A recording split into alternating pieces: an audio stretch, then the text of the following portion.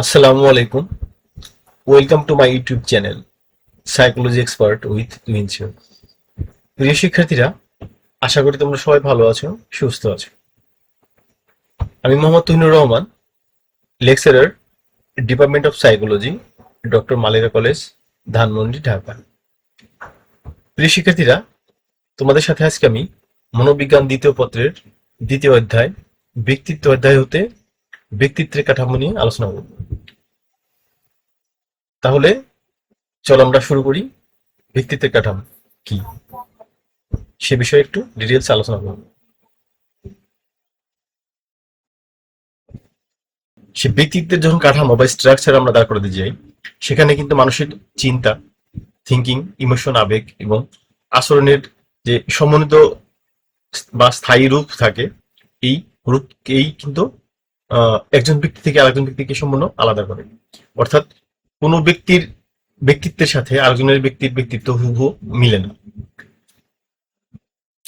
সবচেয়ে জনপ্রিয় ও প্রভাবশালী মনোবিজ্ঞানী সিগমুন্ড ফ্রয়েড, তার নাম তোমরা অবশ্যই শুনছো। সিগমুন্ড ফ্রয়েডের মনোসমীক্ষণ তত্ত্ব বা সাইকো অ্যানালিটিক থিওরির অনুযায়ী ব্যক্তিত্ব মূলত তিনটি প্রধান কাঠামোগত উপাদান দিয়ে গঠিত। সেগুলো কি কি একটু জেনে নিই আমরা। ইদ, ইগো এবং সুপার ইগো। সিগমুন্ড ফ্রয়েড সারা জীবন ধরে মানব মনের অতুল্য হতে অপার রহস্য উদ্ঘাটিত করেছেন। তিনি মানুষের মনের অলিতে গলিতে রন্ধে রন্ধে আলো ফেলে গভীর মনোযোগের সাথে দেখেছেন ওখানে কি ঘটে। মনোবিজ্ঞানে যতগুলো মনোবিজ্ঞানী আছে, বিশেষ করে সিগমুন্ড ফ্রয়েড মানুষের যে কনসাস, সাবকনসাস মাইন্ড বলি আমরা, এগুলো নিয়ে কিন্তু উনি গভীরভাবে তো উদ্ঘাটিত করার চেষ্টা করেছেন।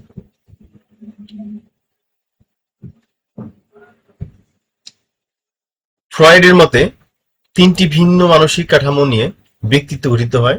তিনি তাদের আদি সত্তা, ইদ, অহম হচ্ছে ইগো ও অতি অহম হচ্ছে সুপার ইগো নামে অভিহিত করেন। একজন ব্যক্তি কি চিন্তা করে, কি অনুভব করে এবং কি কর্ম করে তা নির্ভর করে এই তিনটি কল্পিত কাঠামোর কার্যকলাপের উপর।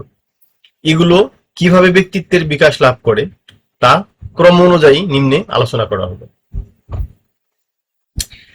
প্রথমে আসি আদি সত্তা বা ইড। ফ্রয়েডের মতে জন্মের সময় শিশুর ব্যক্তিত্বে থাকে শুধু সুখের জন্য অচেতন তাড়না। এই অচেতনটা কি, এগুলো আমরা নেক্সট একটা ক্লাসে আলোচনা করব। অচেতন ধারণা যে কল্পিত মানসিক কাঠামোতে এই ধারণা সমূহ অবস্থান করে, ফ্রয়েড তার নাম দিয়েছেন আদি সত্তা বা ইড। আদি সত্তা সবসময় সুখের জন্য তার ধারণাগুলোর তাৎক্ষণিক সন্তুষ্টি পেতে চেষ্টা করে। অর্থাৎ আদি সত্তা বা ঈদ সবসময় সুখ ভোগের নীতিতে বিশ্বাসী এবং সে সুখ পেতে চায়।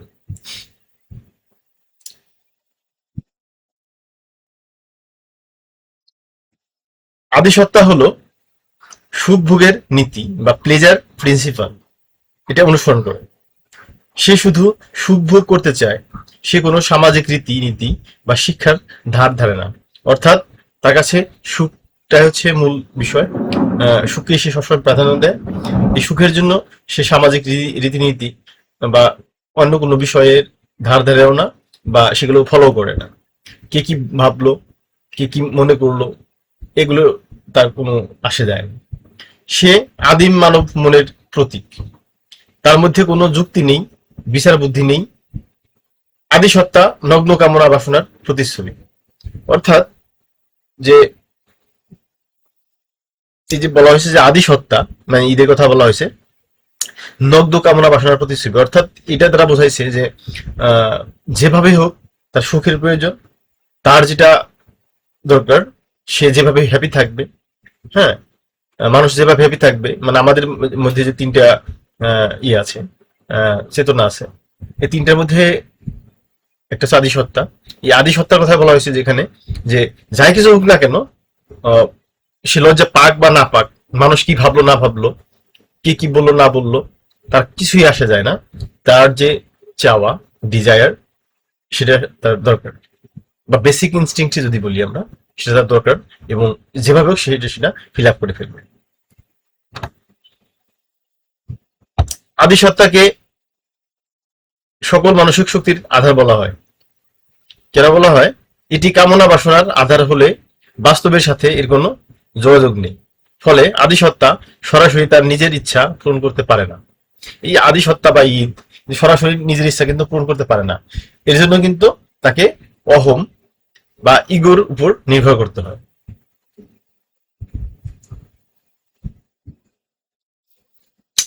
আদিসত্তা যে সুখ ভোগ করে, ফ্রয়েডের মতে টেনশন অপসারণের মাধ্যমে পাওয়া যায়। যখন আদিসত্তার টেনশন সমূহ জমা হয়, তখন টেনশনের মাত্রা কমিয়ে এনে সন্তুষ্টি অর্জিত হয়। দুটি পথের কথা নির্দেশ করেছেন সিগমুন্ড ফ্রয়েড, যার মাধ্যমে আদিসত্তা টেনশনের মাত্রা কমাতে চেষ্টা করে। একটি কৌশল হলো প্রতিবর্ত ক্রিয়া বা রিফ্লেক্ট অ্যাকশন। আমরা জানি যে আগুনে হাত রাখলে হাত যে আগুনে হাত রাখার আগেই যে হাত সরে আসে, এটা হচ্ছে রিফ্লেক্ট অ্যাকশন। অথবা সহজভাবে পরিবেশের উদ্দীপকের প্রতি প্রতিবর্ত ভাবে প্রতিক্রিয়া করা। উদাহরণস্বরূপ, একটি শিশুর কর্তৃক স্তনের বোটা কোনো বস্তু বা আচরণ যা টেনশন কমায় সে সম্পর্কে দিবা স্বপ্ন বা ফ্যান্টাসি তৈরিতে জড়িত। উদাহরণস্বরূপ যদি বলি, একটি শিশু কল্পনা করতে পারে যে তাকে দুধ পান করানো হচ্ছে। এই দিবা স্বপ্ন প্রকৃতপক্ষে তার টেনশন কমায়। অর্থাৎ আমরা কি বুঝলাম এখান থেকে? এখান থেকে আমরা বুঝতে পারলাম যে আদিসত্তা সুখভোগ নীতিতে বিশ্বাসী, ঠিক আছে, হ্যাঁ, টেনশন অপসারণের মাধ্যমে পাওয়া যায়। যখন আদিসত্তার টেনশন সমূহ জমা হয়, তখন কিন্তু টেনশন মাত্রা কমিয়ে এনে সন্তুষ্টি অর্জিত হয়। অর্থাৎ আদিসত্তা কিন্তু ঈদ ফ্যান্টাসি, ফ্যান্টাসি হচ্ছে, মানে এটা আমরা বুঝলাম সেটা হচ্ছে যে সে কিন্তু আনন্দ উল্লাস করে।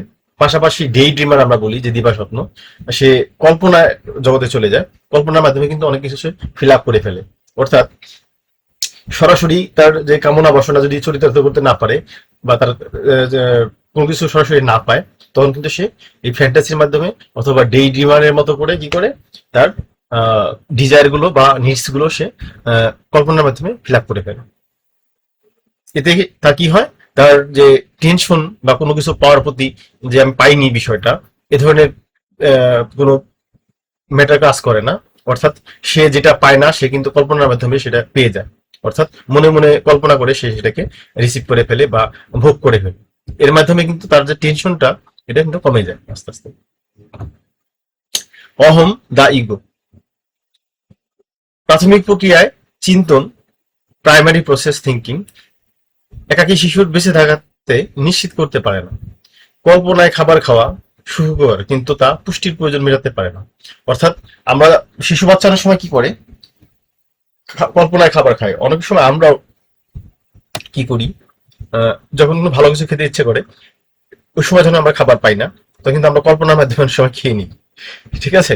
ওটা কিন্তু আমাদের মনের তৃপ্তি মেটায়, বা আমরা কল্পনার মাধ্যমে আমরা সুখ পাই। ওইটাই কিন্তু রিয়েলি কিন্তু আমাদের খাবারের ঘাটতিটা ফিল আপ হয় না। এই জন্য আরেকটি মানসিক কাঠামো বিকাশ লাভ করেছে।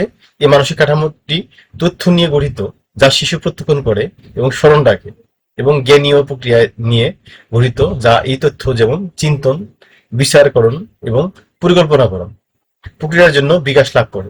এই মানসিক কাঠামোকে বলা হয়েছে অহম। অহম ব্যাপকভাবে সচেতন। অর্থাৎ যে ইগো বা অহম, এটা আমরা জানি যে কি করে, এই দুটা কিন্তু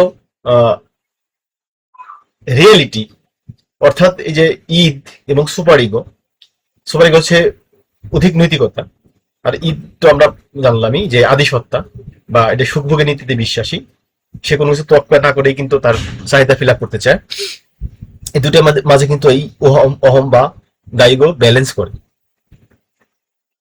এর একটি গুরুত্বপূর্ণ বৈশিষ্ট্য হলো এই যে এটি আদিসত্তার কাল্পনিক সন্তুষ্টির পরিবর্তে প্রকৃত সন্তুষ্টি অর্জনের নিমিত্তে বিকাশ লাভ করে। তার মানে হচ্ছে কি, যে এ কিন্তু আদিসত্তার কাল্পনিক সন্তুষ্টির পরিবর্তে প্রকৃত সন্তুষ্টি অর্জনে বিকাশ লাভ করে। অহমের কাজ করতে সমর্থ হয়, কারণ পরিকল্পনা বা প্রাথমিক প্রক্রিয়ার চিন্তনের পরিবর্তে এটি মাধ্যমিক প্রক্রিয়ার চিন্তন, সেকেন্ডারি প্রসেস থিঙ্কিং বা বাস্তব চিন্তন ব্যবহার করে। এটা হচ্ছে রিয়ালিটি, যেটা রিয়ালিটি সেটা কিন্তু সে বুঝে এবং তো এটা কিন্তু সে অ্যাপ্লাই করে। কিন্তু ওই আদি বাসনা বা অতিনৈতিকতা দুই দিকের দুইটার সাথে কিন্তু মিল নেই, দুইটা থেকে সে ব্যালেন্স করে। ঠিক আছে, এখন যদি ওইটি আদি সত্তার চেয়ে অনেক বেশি বাস্তববাদী, আদি সত্তা কিন্তু বাস্তববাদী না। আদি সত্তা বলতে এর কথা বলা হয়েছে প্রথমটা, ওটা কিন্তু বাস্তববাদী না, এটা বাস্তববাদী, রিয়ালিস্টিক। অহম আদি সত্তার অচেতন তাড়না থেকে তার সকল শক্তি পেয়ে থাকে এবং ওই সকল তাড়নার পরিস্থিতির জন্য একটি কার্যকরী পথ বের করার চেষ্টা করে। সংক্ষেপে যদি বলি, আদি সত্তা উপযুক্ত ভাবে তার নিজের তাড়নার সন্তুষ্টি বিধান করতে পারে না, মানে ঈদের কথা বলা হয়েছে প্রথমটা। অন্যদিকে অহম হলো এক বাস্তবমুখী মানসিক কাঠামো যা অভিজ্ঞতার আলোকে সন্তুষ্টি অর্জনে সহায়তা করার জন্য বিকাশ লাভ করে। প্রিয় শিক্ষার্থীরা, আমরা বুঝলাম যে এটা হচ্ছে মিডল প্রসেস বা সেকেন্ডারি প্রসেস, আর প্রাইমারি প্রসেসকে যদি আমরা বলি সেটা হচ্ছে ঈদ, আর ইগো হচ্ছে সেকেন্ডারি প্রসেস, আর সুপার ইগো হচ্ছে এটা বলা যায় হায়ার সেকেন্ডারি আমরা বলতে পারি। অহম বাস্তব নীতি, রিয়েলিটি প্রিন্সিপাল দ্বারা পরিচালিত হয়।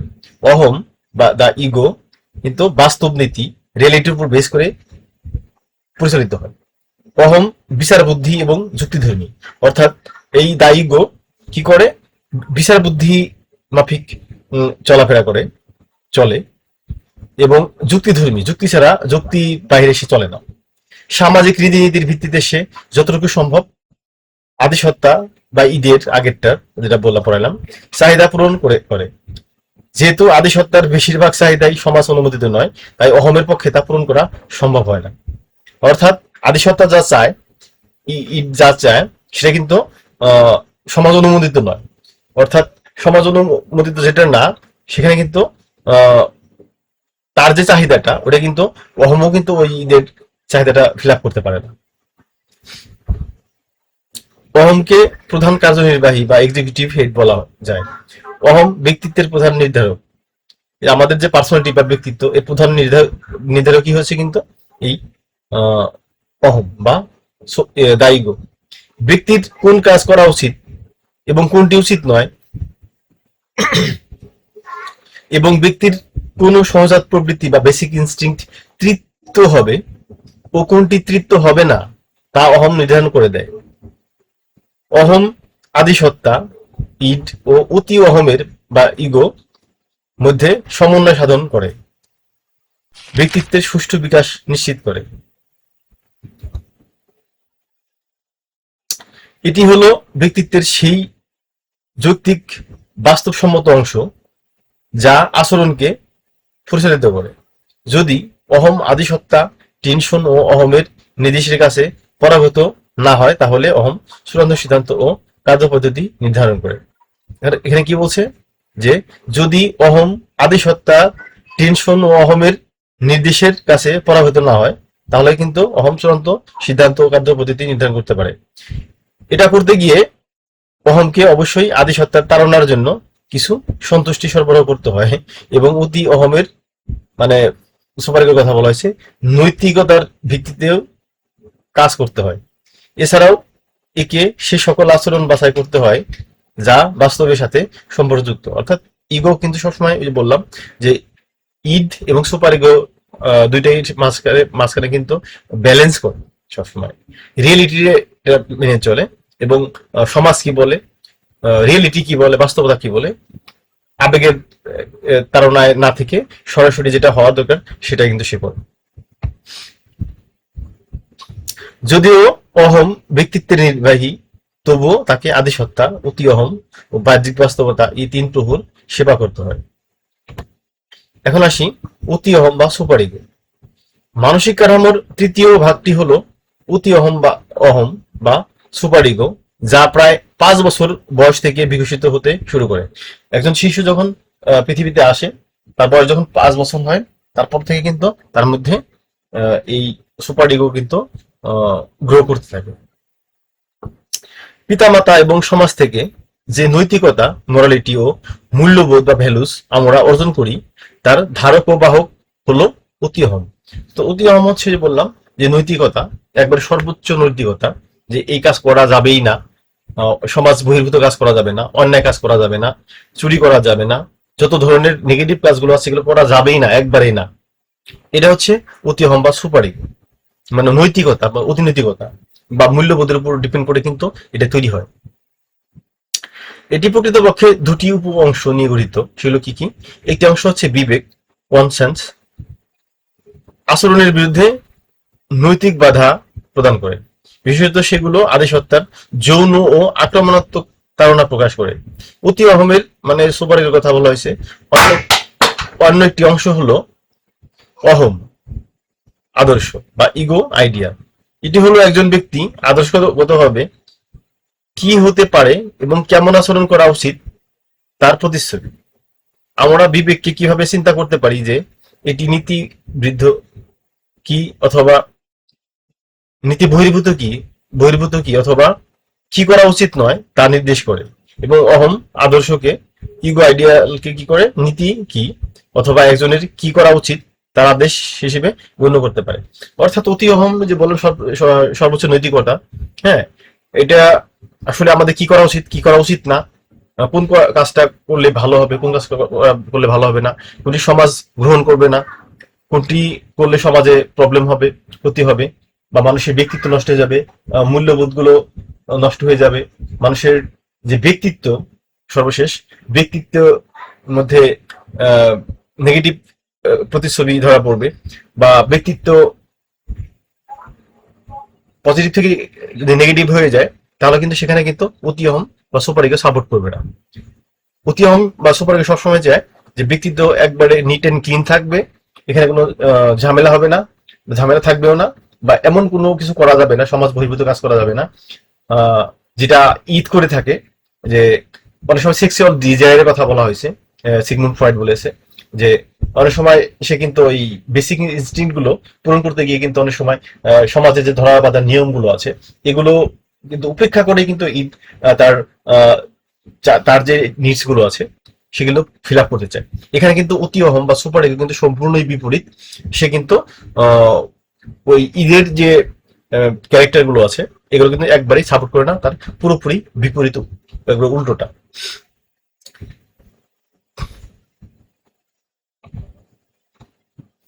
অতি অহম নৈতিক নীতি বা মোরাল প্রিন্সিপাল দ্বারা পরিচালিত হয়। সুখের প্রতি এর কোনো মোহ নেই, বাস্তবের প্রতি সে ততটা মনোযোগী নয়। এই যে একটা কথা বলা হয়েছে এখানে, সুখের প্রতি তার কোনো কোনো মোহ নেই। এই সুখের প্রতি মোহ কার আছে? ঈদের আছে। বাস্তবের প্রতি সে ততটা মনোযোগী নয়।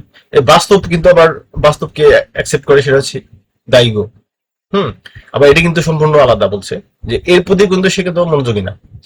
অতি অহমের মূল কাজ হলো নৈতিকতা ও সামাজিক আদর্শের ভিত্তিতে ব্যক্তিত্বের বিকাশ ঘটানো। অর্থাৎ একজন মানুষের যে ব্যক্তিত্বের যে বিকাশ ঘটবে, এর জন্য যে নৈতিকতা ও সামাজিক আদর্শ দরকার, এটাকে সে সাপোর্ট করে বা প্রাধান্য দেয়। কিন্তু কথা হচ্ছে আমরা সবসময় কি করি, একবারে ওভার নৈতিকতা যেটা সমাজে প্রবলেম হয়ে যায়, সাপোর্ট করে না ফুললি। আমরা সাপোর্ট করি কিন্তু রিয়েলিটি সাপোর্ট করে না। আহ, আর ঈদের কথা বলা হয়েছে যেটা একবারে সুখ ভোগের নীতিতে বিশ্বাসী, অ্যাগ্রেসিভ টাইপের, ওটা কিন্তু সমাজ সাপোর্ট করে না। অর্থাৎ সমাজ কি চায়? সমাজ চায় হচ্ছে ব্যালেন্স। ঠিক আছে? এই ব্যালেন্স কিন্তু ওই দা ইগো করে থাকে। আর অতি অহম কিন্তু ও এই এই ব্যালেন্সটা করতে পারে না। সে তার যে নৈতিকতা এবং ভ্যালুস বা মূল্যবোধ এরপর বেস করে কিন্তু সে তার কাজগুলো করে থাকে। প্রিয় শিক্ষার্থীরা, তিনটি যে টপিকস, দা ঈদ, দা ইগো, দা সুপার ইগো, অবশ্যই তোমরা বুঝতে পেরেছো। আর যদি বুঝতে প্রবলেম হয় বই থেকে দেখে নিও। আশা করি প্রবলেম হবে না। ভালো করে ক্লাসটা একবার না হয় দুইবার করে দেখে নিও, ক্লিয়ারলি বুঝতে পারবে। প্রিয় শিক্ষার্থীরা, তাহলে নেক্সট ক্লাসের জন্য অপেক্ষা থেকো। নেক্সট ক্লাসে তোমাদের সাথে কথা হবে। সবাই ভালো থেকো। আসসালামু আলাইকুম।